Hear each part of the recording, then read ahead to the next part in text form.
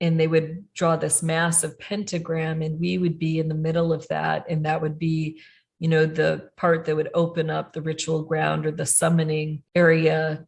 And then at the points of the star, they would have 5 other children. So there were 7 children altogether. The purpose of these experiments was not just to open the spiritual gates, it was to learn to access the ley lines, the energy. And, it would take one person who could control that energy. And then you had a funnel, a child that acted like a funnel where, they could absorb and ground the person who was receiving that energy.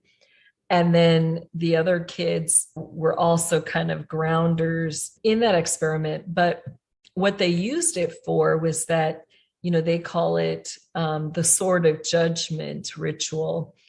And what happens when you have these 7 children working together is that you control that energy flow from the spiritual gates, but then you're able to direct that energy together and use that like a sword.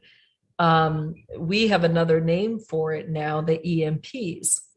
So I would suggest, a lot of things during Reagan's administration came out about the EMPs, the directed energy weapons, and made it seem like it's a device.